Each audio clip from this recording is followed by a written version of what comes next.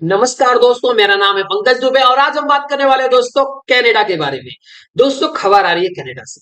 खबर ये आ रही है कि भाई साहब जस्टिन ट्रूडो ये रिजाइन करने वाले हैं। अब यहाँ पे बहुत सारी कहानियां बनना स्टार्ट हो गई है।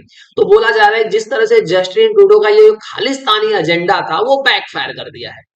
अब यहाँ पे देख सकते हो दोस्तों, मल्टीपल ऐसे न्यूज छप रहे हैं कि जस्टिन ट्रूडो को कुछ जो एलिगेशन लगा रहे थे भारत के ऊपर और उसी की वजह से उनका डाउनफॉल हो रहा है।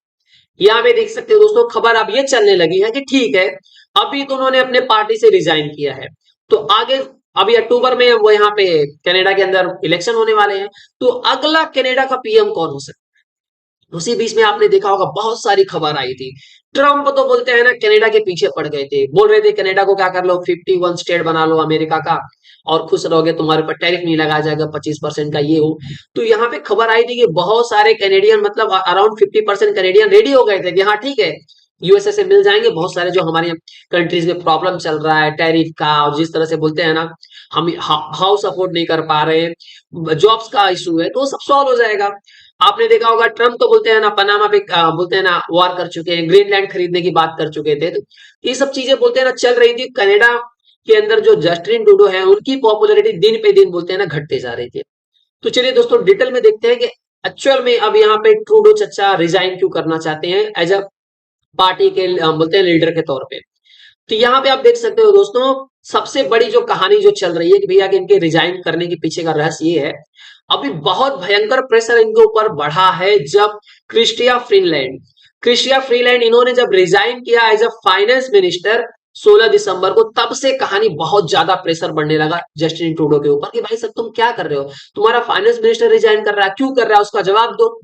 अब देखिए जस्टिन ट्रूडो को बोलते हैं ना उनकी आलोचना बहुत ज्यादा होने लगी। ये बोला जा रहा है कि इनकी वजह से कनाडा का जो पोजीशन है ग्लोबल में स्टेज पे वो क्या हो गया है, बहुत कम हो गया है।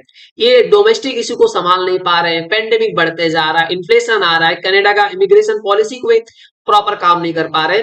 तो और ये हाउसिंग सेक्टर का बोलते हैं कि जिस तरह से हम हाउस अफोर्ड नहीं कर पा रहे हैं, घर रेंट पे खरीद नहीं पा रहे हैं, मतलब घर रेंट पे नहीं ले पा रहे हैं, खरीदने की बात छोड़ो। तो ये बहुत सारे प्रॉब्लम्स बोलते हैं ना जो राइट नाउ कनाडा में चल रहे, तो उसके लिए जिम्मेदार जस्टिन ट्रूडो को बोल दिया गया भैया तुम इसके लिए जिम्मेदार हो। अगर मैं ट्रूडो की रेटिंग की बात करूं तो ये 63% इनको रेटिंग मिल रही थी जब इन्होंने ऑफिस मतलब ये पीएम के तौर पे ऑफिस संभाले थे। अब उनका जो बोलते हैं ना पॉपुलैरिटी कितने परसेंट पे आ गया है, 28% पे आ गया है। और उनके जो राइवल है पियरे पॉलिवेरे, उनका पॉइंटिंग बोलते हैं ना बढ़ते जा रहा है। जो कंजर्वेटिव पार्टी से है उनका पॉइंटिंग बढ़ते जा रहा है और बोला जा रहा है कि आने वाले समय में इलेक्शन में हो सकता है कि यही पीएम बने। उस मतलब पीएम की लिस्ट में दो लोग चल रहे हैं, एक तो क्रिस्टिया फ्रीलैंड चल रही है जो क्या की फॉर्मर फाइनेंस मिनिस्टर थी और डिप्टी प्राइम मिनिस्टर थी कनाडा की। अब इनके बारे में बोला जा रहा हो सकता है चांसेस है कि ये पीएम बन सकती है आने वाले समय में। और दूसरे नंबर पे चल रहे हैं पियरे पॉलिवेरे। ये दोस्तों एक कनाडा के पॉलिटिशियन है, कंजर्वेटिव पार्टी से आते हैं और इनकी बोलते हैं रैंकिंग बहुत ज्यादा हाई हो रही है। अब ये पॉपुलैरिटी इनकी दिन पे दिन बढ़ते जा रही है और बोला जा रहा हो सकता है इन दोनों में से ही कोई हो सकता है कनाडा का पीएम बन सकता है। चलिए अब ये समझ लेते हैं कि भैया कि ट्रूडो के साथ में यहाँ पे क्या हो गया। अब पहली बात तो मैंने आपको बताया कि फ्रीलैंड का रेजिग्नेशन ही बहुत बड़ी बात हो गई। जैसे उन्होंने बोलते रिजाइन किया वैसे ही क्या हो गया, ट्रूडो बाबा बोलते हैं ना एकदम डिसअपियर हो गए, पब्लिक व्यू से एकदम दूर हो गए। और बोला गया कि ट्रूडो ज्यादा से ज्यादा अपना समय बोलते हैं ना हॉलीडेज बोलते हैं ना वेस्टर्न, एक रिसोर्ट था वेस्टर्न कनाडा में वहां पे बिताने लगे, मतलब लोगों से दूर हो गए भैया। लोगों की नजरों में नहीं आ रहा, नहीं तो बहुत सारे सवाल पूछेंगे तो उसका जवाब हम क्या देंगे। तो पहला स्टार्ट करते हैं दोस्तों कि ये कहानी शुरू कहां से होती है। तो देखिए जिस तरह से बोलते हैं ना ट्रूडो ने एक पॉलिसी बनाई, इन्होंने इंडिया को टारगेट किया, बोला कि देखो इंडिया ने निज्जर को उड़वाया है। उसमें इन्होंने रॉ का नाम लिया, अमित शाह का नाम लिया, मोदी जी को भी घसीट लिया, बोला ये सबका इन्वॉल्वमेंट है। तो जब ये बोलते हैं ना खालिस्तानी जो लीडर है हरदीप सिंह निज्जर, ये घटना 2023 की है, तब से बोला जा रहा है भैया बोलते हैं ना। अब इन्होंने बोला कि देखिए ट्रूडो ने बोला कि देखिए भारत का इन्वॉल्वमेंट है निज्जर को मारने में। अब निज्जर को कहां पे मारा गया था दोस्तों, एक सिख टेंपल था कनाडा में, उसके बाहर ही मारा गया। और बोला गया कि इंडिया ही सब करवा रहा है। इंडिया ने बाकायदा बोला, एलिगेशन को डिनाई किया, भैया हमारा इसमें कोई इन्वॉल्वमेंट नहीं है।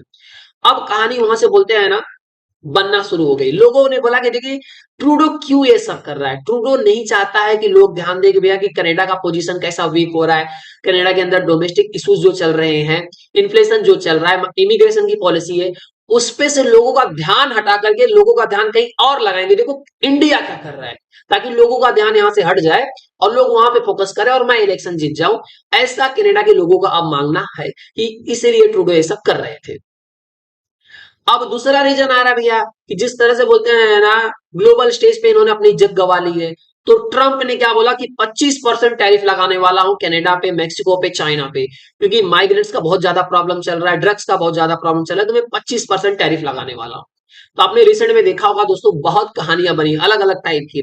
ट्रंप ने बोला 25% टैरिफ मारूंगा कनाडा के ऊपर, मेक्सिको के ऊपर, और यहाँ पे बोला था 10% तो चाइना के ऊपर एक्स्ट्रा और लगाऊंगा यहाँ पे।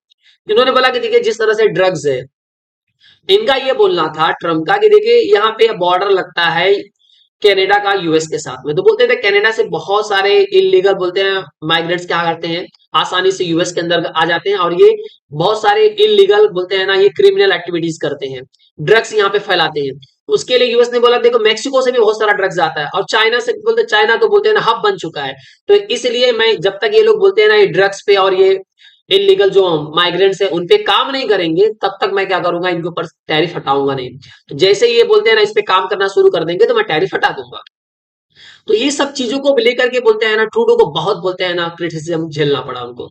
फिर यहाँ पे आप जानते हो कि भाई साहब ये डर के मारे बोलते हैं ना, ये दौड़ करके गए भाई साहब मिलने के लिए, जस्टिन ट्रूडो दौड़ के गए ट्रम्प से मिलने के लिए। आप जानते हो मारे लोग होटल में जाकर के मिलने के लिए गए, और वहां पे ट्रम्प ने अलग कहानी का गढ़ दी। ट्रम्प ने बोला देखो तुमको अगर टैरिफ से डर लगता है, पहले ट्रूडो गए बोलते यार तुम 25% टैरिफ लगा दोगे तो हमारी इकोनॉमी बर्बाद हो जाएगी।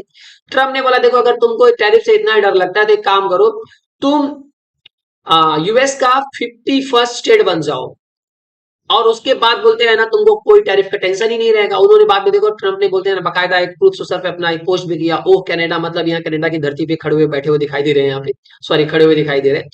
और उसको 50% बोलते हैं ना जो कैनेडियन है रियलिटी मानने लगे। ट्रम्प बोला गया ट्रम्प तो मजाक कर रहे हैं, लेकिन जो कैनेडियन है वो बोलने लगे नहीं सही तो बोल रहे हैं भाई, मिल जाना चाहिए यूएस के साथ में, हमारा ही फायदा है यहाँ पे। बाद में ट्रम्प ने बोलते हैं ना जस्टिन ट्रूडो को गवर्नर ऑफ कनाडा भी बोल दिया, बोला देखिए तुम अगर बोलते हैं ना यूएस में मिल जाओगे, तुम तो प्राइम मिनिस्टर हो तो तुमको कुछ तो पद देना पड़ेगा, तो तुम हम तुमको क्या करेंगे, गवर्नर अब बना देंगे कनाडा का। तो इस तरह से लगातार बोलते हैं ना बहुत आलोचना होने लगी, और लगातार ये बोलते हैं ना ट्रूडो का ग्राफ गिरते गया। उसी में सोने में सुहागा ये हुआ दिसंबर में, जो न्यू डेमोक्रेटिक पार्टी लीडर है जगमीत सिंह, जो खालिस्तानी का सपोर्टर है, उसने भी क्या किया, ट्रूडो से अपने से रिश्ते नाते सब तोड़ लिए, बोलते भाई हम तुमको सपोर्ट करने वाले नहीं है, पूरा सपोर्ट पीछे खींच लिया। अब देखिए ट्रूडो का जो पूरा जो बोलते हैं ना, अगर आप देखने जाओगे कि इनका जो पॉलिटिकल एजेंडा था, जिस तरह से ये बोलते हैं ना पार्टी में आए थे, सोच रहे थे कि देखिए जिस तरह से खालिस्तानियों का मुझे सपोर्ट मिलते रहेगा समय समय पे तो मेरी कुर्सी बची रहेगी। अब वो बोला जा रहा है कि जो खालिस्तानी वाली इनका जो एजेंडा था वो पूरा बैकफायर कर चुका है।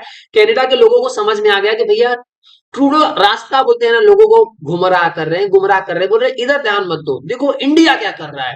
इनके यहाँ पे जो इंटरनली जो प्रॉब्लम चल रहे हैं उस पर फोकस ना कर करके ये दिखा रहे हैं कि वो देश को क्या कर रहा है, वो देश क्या कर रहा है, देखो हमारे ऊपर खतरा है, ताकि लोग जो इंटरनल प्रॉब्लम है उसको भूल जाएं और एक्सटर्नल प्रॉब्लम पे ज्यादा फोकस करें, और ताकि मैं इलेक्शन जीत जाऊंगा।